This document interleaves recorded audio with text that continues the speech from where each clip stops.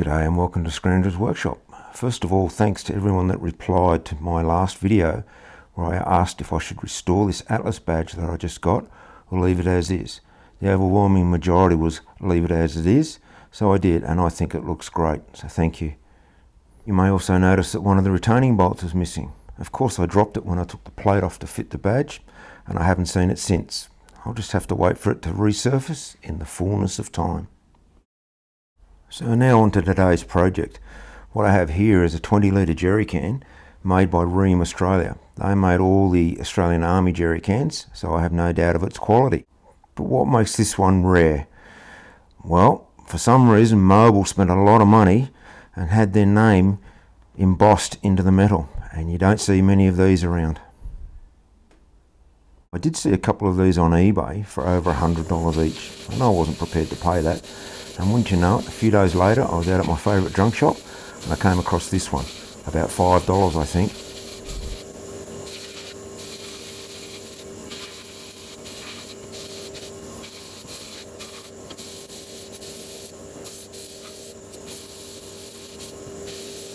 You may have noticed at the beginning of the video I'd already started sandblasting this can before I stopped to take photos and set up the camera. And that's because this was a project just for myself.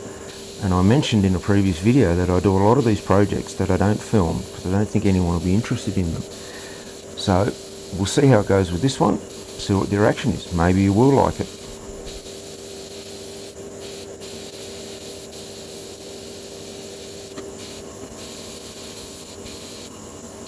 I really think I've got my sandblaster dialed in correctly now because it doesn't have a problem with anything much, except for contact cement, which is what that is. I seem to find a lot of things I sandblast have contact cement on them, but the new system will take that off as well. Now I've finished sandblasting. It's a quick wipe down with methylated spirits, which is 100% alcohol, and that just wipes all the dust off. I use garnet as my blasting media, and it just leaves a light film of dust. And I want to get this good, so it's a quick wipe down just to make sure there's no dust on it still.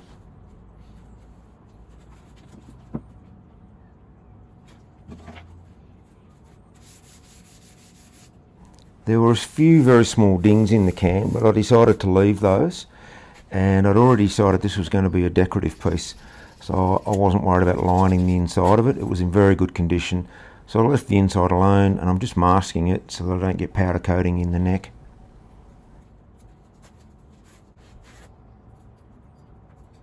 New rubber gaskets for these are very easily obtainable.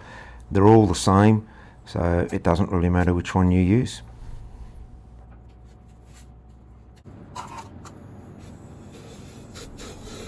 Over to the powder coating, and I've decided to use a nice bright pearl white. Mobil is a white background with the blue and red lettering, so that's what I've gone with.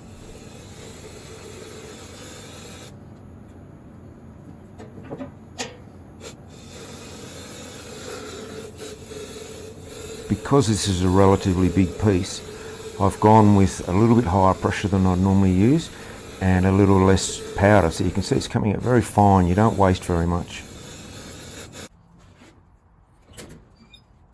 10 minutes in the oven and it's cooked, so I just need to hang it for another 10 minutes to cool down.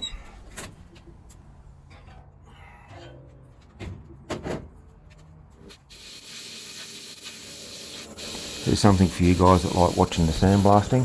This is a wheel chock I've had for many years. It's full of sand, it's nice and heavy. Time for a freshen up. And as I've mentioned before, I like to have several things on the go at once. So I had this in the sandblaster waiting till next time I used it. I'll show you how it came out in a second.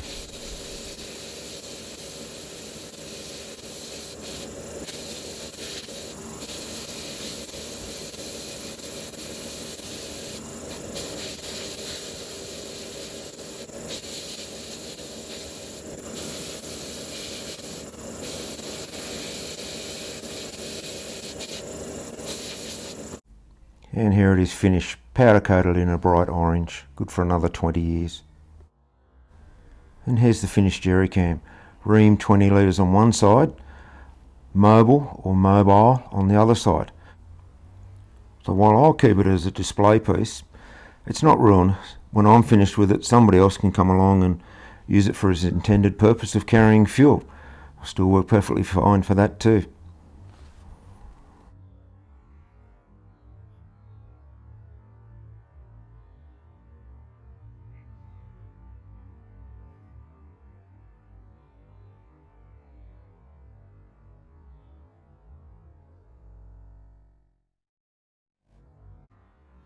Now on to the second one. I'd been looking for an everyday fuel can that held about 5 litres for quite some time, so when this popped up on eBay for $10, I jumped at it. A quick look inside showed that not only was it in perfect condition, it was also galvanised, so that was a bonus. One of the things we need to be careful of doing this is lead paint. My sandblaster uses 3 truck air filters to filter the air that comes out of it. The only reason that looks like dust in the air is because I need new glass, as now I tend to go through windows and nozzles on the sandblaster a lot more quickly. You might notice that's 3 layers of paint and surface rust I'm going through there.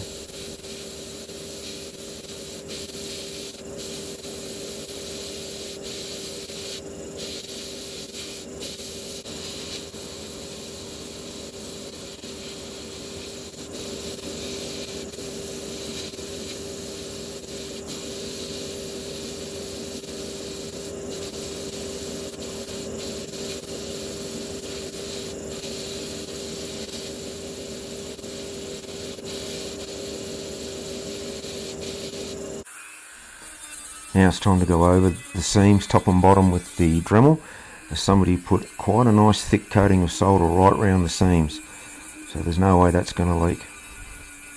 Does need a bit of tidying up though.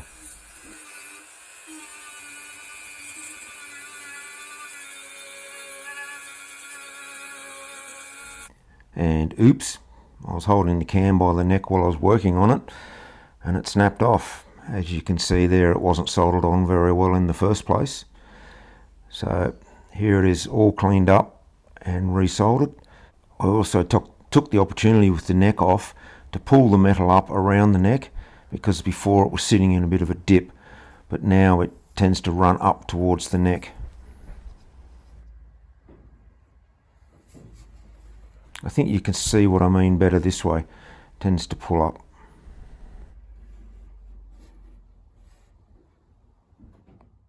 Again, you may remember from a previous video how I embossed my own metal pieces. This time I thought I'd try it with powder coating and see how it goes. Seemed to work okay, so why not try it? I've been a bit cheeky here and turned it into my own BP tin and put a bit of filler around the neck. When I can, I like to start my powder coating with the piece I'm coating upside down. Helps to get into all the nooks and crannies that are easy to miss. And when I'm happy with it, I'll turn it over and finish it off. It looks like those letters aren't taking the powder coating very well. But what surprised me is once I turned it around, the piece on the other side I wasn't directly coating took the powder very well. So it was going to work.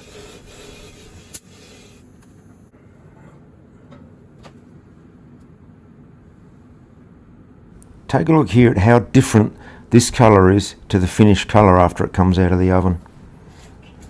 This powder calls for 10 minutes cooking at 180 degrees, but after 5 minutes, disaster. The solder let go. To repair it, I've just got a steel block on top of the handle and I'm heating up the handle with a 75 watt soldering iron. I just wanted to melt the solder that was already under the handle, but I decided to feed in a bit more hot solder from the back just to be sure. Then a quick repowder and back into the oven and it was all good. Here I'm pouring in some Redcoat fuel tank liner. I've got a big cloth over the can because this stuff is acetone based. If you spill any, it'll ruin whatever coating you've got on your can.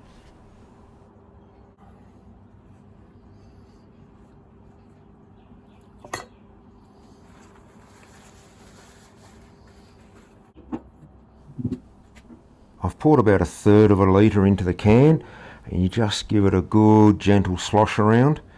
Make sure you've coated the whole inside of the can. And then when you tip it out, you empty out the excess and just leave it for a few days to dry. It looks like brilliant stuff.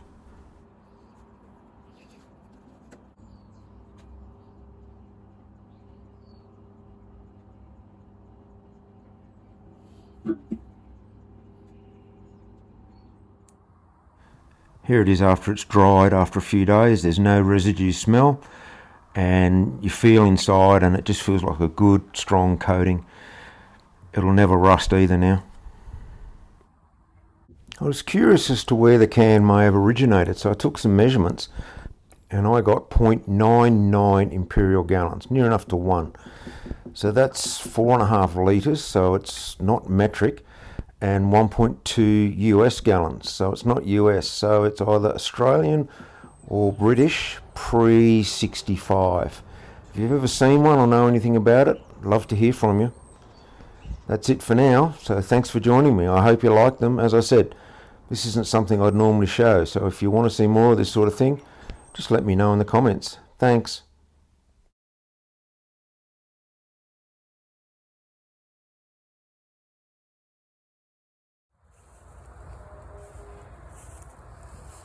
Lucy, come back.